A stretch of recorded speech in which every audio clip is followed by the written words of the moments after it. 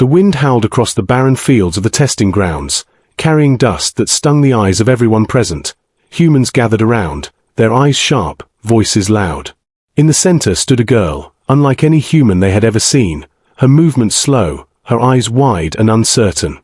She was a prototype, a creation designed to be stronger, faster, smarter than ordinary humans. But today, she looked fragile, almost human in her fear.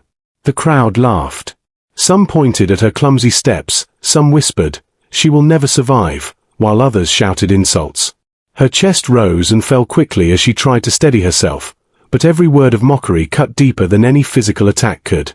"She is weak," one of the humans sneered. "Useless. Just a mistake." Far away, a young man watched in silence. He had seen the same tests before, but something about her made him pause. He noticed the trembling in her hands, the way her eyes scanned the ground, searching for support. Most would have ignored her, laughed with the crowd, or even joined in the cruelty. But he did not. There was something in her, a spark, that refused to go out, no matter how hard they tried to extinguish it. Suddenly, one of the instructors gave a command. The prototype was supposed to walk across a narrow platform suspended high above the ground. She looked down. The drop was terrifying. Her legs shook. The crowd's laughter grew louder. "She will fall," they said. "She is worthless." The girl's lips trembled, and she whispered softly to herself, "Please." "I'm cold," she shivered, not just from the chill in the air, but from the weight of fear, humiliation, and loneliness. Nobody moved to help her. Nobody cared. The young man's heart raced. He stepped closer, his eyes never leaving her. He could feel her fear, sense her desperation. Without thinking, he moved forward. "Wait," he shouted. "She can do this." Some of the crowd turned to him. "Why are you helping her?" one asked, mocking. "She's just a failed experiment." He ignored them. He saw beyond what the crowd saw. He saw potential. He saw courage hidden beneath the trembling. And in that moment, he knew he could not let her fall, not this time. The girl took a small step. Then another. Her legs wobbled, but she kept moving. The platform swayed under her weight, and the crowd gasped. Some shouted for her to stop, but she didn't. She was alone, almost, but not quite. The young man stood close enough to catch her if she stumbled. His eyes were steady, calm, giving her the strength she could not find in herself. Suddenly, a misstep. One foot slipped. She let out a small cry. The crowd laughed even louder. The wind seemed to roar louder too, as if mocking her fear. Time slowed. The young man lunged forward, catching her arm. His grip was strong, sure. He pulled her back to the center of the platform. Her heart raced. She gasped for air. For the first time, she looked up at someone and saw trust in their eyes. Someone who believed in her. Her fear did not vanish, but a tiny spark of hope appeared. The crowd still jeered, but their words began to fade into the background. For a moment, only the two of them existed, the girl who was mocked, and the young man who refused to let her fall.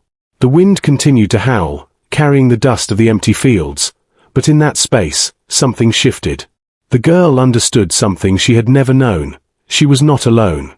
And the young man knew something too. This prototype, this fragile girl, was not what the world expected. She was more. Much more. As they stood there, the crowd murmured, some shocked, some still laughing, but the girl felt something unfamiliar. Courage. And a question began to form in her mind. What could she do if someone believed in her? The answer was unknown, but for the first time, it felt possible. And so, the first step was taken, not just across the platform, but toward a future that would change everything. The wind had calmed, but the air was thick with tension. The young man and the prototype girl stood side by side on the narrow platform.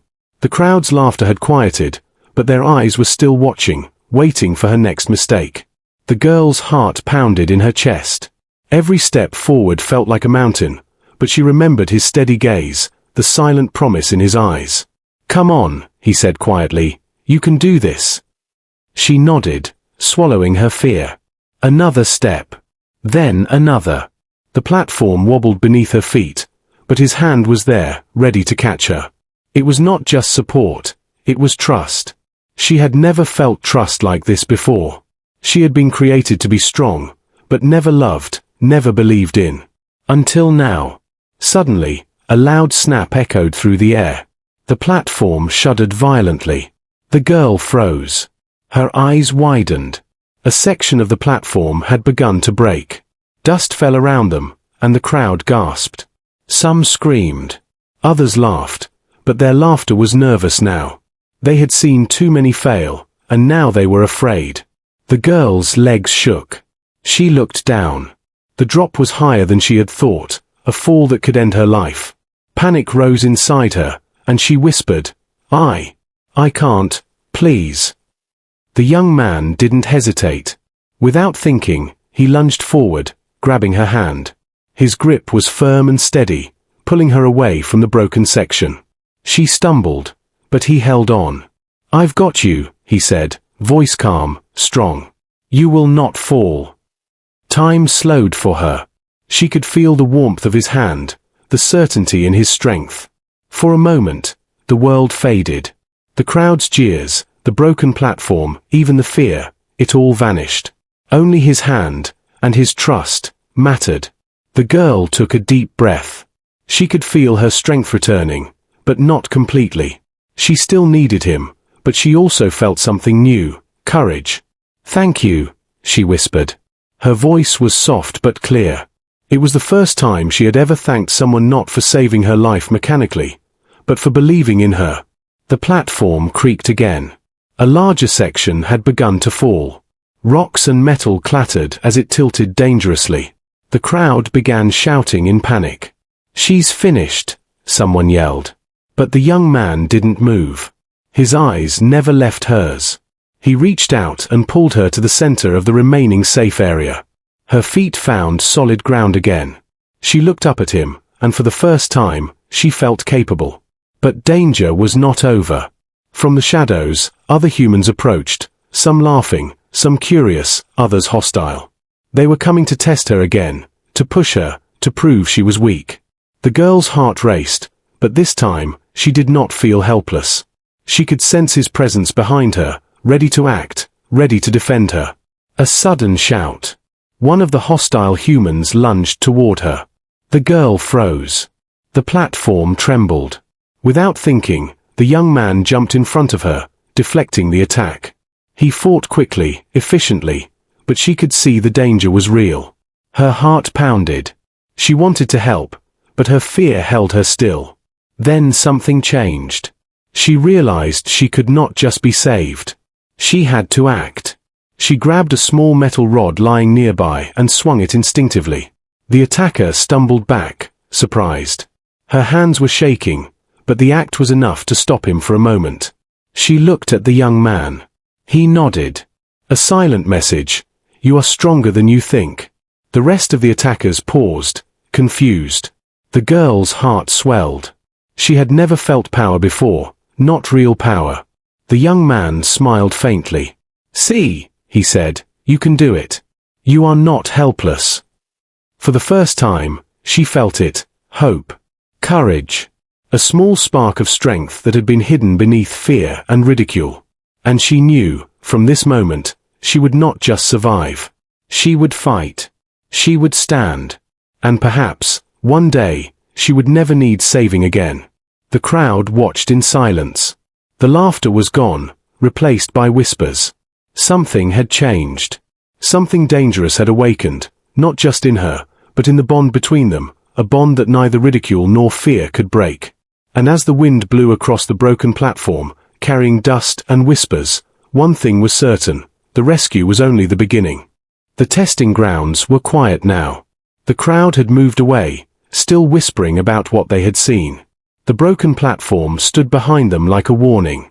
The girl walked slowly beside the young man, her steps unsure but steady. For the first time, she was not being pushed or shouted at. No one was laughing. That silence felt strange, but also safe. They reached a small shelter near the edge of the field. It was old and cold, built only for machines, not people. The girl sat down carefully. Her hands were still shaking. The young man noticed and handed her a thin thermal cloth. She wrapped it around herself and whispered, "Thank you." She looked at him, really looked at him, as if trying to understand why he was different. "Why did you help me?" she asked softly. "Everyone else thinks I am useless." The young man paused. He had no clear answer. "Because they are wrong," he said simply. "I saw you try. That matters." The girl lowered her eyes. No one had ever said that to her before. She had been tested, measured, pushed, and mocked. Never trusted. Never respected. Something warm filled her chest, a feeling she did not recognize. Outside the shelter, the wind picked up again. Far away, machines moved, and guards talked quietly. The girl suddenly stiffened. She tilted her head, listening. "They are looking for us," she said. Her voice was calm, but her eyes showed fear. The young man frowned. "How do you know?" "I can hear them," she replied. "Not with my ears." Inside, she touched her temple. I think that is part of what I am." This surprised him. "You never used that before," he said. "I was afraid," she answered. "Every time I tried to be more, they punished me." Footsteps echoed closer. Flashlights cut through the dust outside. The girl stood up quickly, panic rising again. "I will slow you down," she said. "You should go." The young man shook his head. "No. We move together." They slipped out the back of the shelter and moved through the metal debris field. The guards were close now. Voices shouted orders. The girl's breathing grew fast. Her legs felt heavy. Then, without warning, the ground beneath the guards shifted. A metal beam fell, blocking their path. The guards shouted in surprise. The girl froze, shocked. "I did not touch it," she said. The young man stared at her. "You did that." She looked at her hands. They were glowing faintly. "I did not mean to," she whispered. "I just wanted them to stop." A moment passed. Then the young man smiled. Not a laugh. Not mockery. Pride. "You protected us," he said. Something clicked inside her. Fear pulled back. Just a little. They kept moving, faster now. She focused on her thoughts, her feelings. When danger felt close, small things shifted. Loose metal moved. Lights flickered. The path opened. At one point, the young man slipped on the dust. Instinct took over. She reached out, and he felt an invisible force steady him. He looked at her, eyes wide. She had saved him. "I didn't know I could do that," she said, almost amazed. "You can do much more," he replied. They reached a safe zone, hidden between old transport units. The guards' voices faded. The girl leaned against the metal wall, exhausted. The young man stood beside her. For the first time, she smiled. It was small, uncertain, but real. "When I am with you," she said, "I am not broken." He nodded. "You never were." In that quiet space, something strong formed between them. Not just trust, but belief. The girl was no longer just a prototype. She was becoming something new. And somewhere in the shadows, unseen eyes were watching. Learning. Preparing. Because what had begun as mockery was turning into something far more dangerous. The bond was formed. And it would soon be tested. The night over the testing grounds was dark and silent. Broken lights flickered in the distance. The girl and the young man moved carefully through the shadows. They no longer walked like strangers. They moved as a team. When he stopped, she stopped. When she sensed danger, he trusted her without question. They had not gone far when the air suddenly changed. The girl froze. Her eyes widened. "They are close," she whispered. "More than before." Before the young man could reply, alarms screamed across the field. Red lights flashed. Heavy footsteps thundered toward them. The guards were no longer just searching. They were hunting. "There is no place left to hide," the young man said quietly. The girl took a deep breath. Fear tried to rise, but she pushed it down. Then we don't hide, she said. Her voice was calm, stronger than before. The guards appeared from all sides, wearing heavy armor. Their weapons glowed with energy. Prototype, stand down, one of them shouted. You are government property. The girl stepped forward. For a moment, she almost looked small. Then the ground beneath the guards began to shake. Metal scraps lifted into the air, trembling as if alive. The guards hesitated. They had never seen this from her before. She's changed, one of them said. Yes, the young man replied quietly, and you helped cause it. The guards opened fire. Energy shots tore through the air. The young man pulled the girl aside as blasts struck the ground behind them. She raised her hands without thinking. A wall of metal formed in front of them, stopping the shots. Sparks flew. The force pushed her back, but she stayed standing. The young man moved fast, striking when guards came too close. He trusted her cover. She trusted his timing. When he ran, the metal shifted to protect his path. When he fought, the lights around the enemies flickered and died. The guards grew confused. Their orders failed. Their weapons jammed. Fear crept into their voices. This is not possible, one shouted. The girl felt heat rush through her body. Power flowed, strong but controlled. She remembered the platform, the fear, the laughter, and she let it go. I am not broken, she said aloud. Her voice echoed across the field. With a sharp movement, she pulled the ground apart. The guards fell back, trapped, unable to move. Silence followed, broken only by heavy breathing. The young man stared at her, amazed but not afraid. You did it, he said. She looked at her hands again. This time, they did not shake. We did it, she replied. But victory was short. A deep rumble shook the ground. From the far end of the field, something massive moved. A large combat machine stepped into the light. It was tall, armored, and designed for one purpose: destruction. Fall back, a voice boomed from the machine. The prototype must be contained. The girl felt the machine's power like a weight pressing on her mind. Her head hurt. She stumbled. The young man caught her before she fell. Stay with me, he said firmly. She looked up at him. Fear returned, but it did not control her. I can still fight, she said. The machine charged its weapon.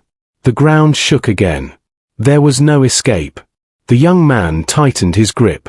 Then we stand together, he said. The girl closed her eyes. She focused not on fear, but on him. On trust. On the bond they shared. The metal around them began to rise, slow and heavy, responding to her will. The machine fired. Light filled the night. And in that moment, everyone watching understood something terrible and powerful. The prototype was no longer helpless. She was unstoppable. But the battle was not over yet. The light from the machine's weapon faded slowly. Smoke filled the air. The ground was torn and broken. For a long moment, everything was silent. Then, metal shifted. From the center of the destruction, the girl stood. Around her, a shield of twisted metal and debris hovered in the air, shaking but still holding. Her knees trembled, but she did not fall. The young man stood beside her, protected inside the shield, his eyes wide with disbelief and pride. You're alive, he said softly. She opened her eyes. They glowed faintly. So are you, she replied. The combat machine moved again. Its armor was damaged, but it was far from defeated. Red warning lights flashed across its body. Threat level increased, the machine's voice boomed. Elimination required. The girl took a step forward. Fear was still there, but it no longer controlled her. She remembered the laughter, the cold, the words useless and broken. She remembered the moment someone chose to stand with her instead of against her. I won't run anymore, she said. The machine fired again. This time, she did not block. She reached out. The energy beam bent in the air, twisting away from her and crashing into the ground beside the machine. The shockwave shook the field. The guards watching from a distance froze in fear. They had never seen anything like this. The young man moved with her, guiding her focus. "Not too fast," he said. "Control it." She nodded. She could feel everything now. The metal in the ground. The machines. Even the armor around the enemy. It all responded to her thoughts. Slowly, the combat machine began to tear itself apart. Plates ripped free. Weapons fell uselessly to the ground. The machine tried to move, but its legs locked in place. "No," the machine's voice said, broken and distorted. "This outcome is not possible." "It is," the girl answered calmly. "You made it possible." With one final motion, she crushed the core. The machine went silent. Its lights died. The giant body collapsed into the dust. Silence followed. Deep. Heavy. Final. The guards lowered their weapons. Some stepped back.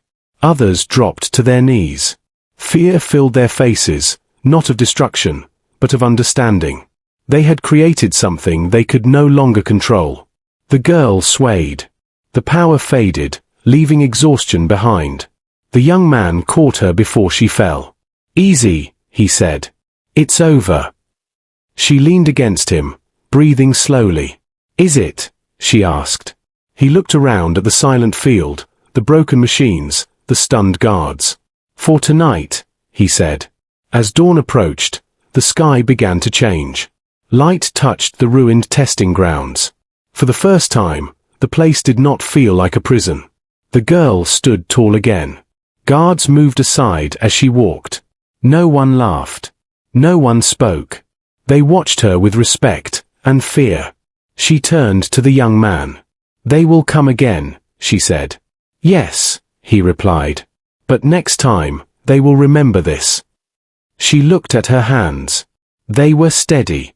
Strong. "I was made as a prototype," she said. "But I choose what I become." He smiled.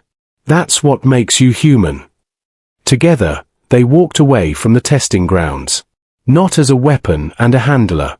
Not as a mistake and a savior. But as partners. Far above them, signals were sent across space. Other worlds listened. Other species watched the data in silence. The message was clear. Humans were not weak. Even their prototypes could change the fate of worlds. And this was only the beginning.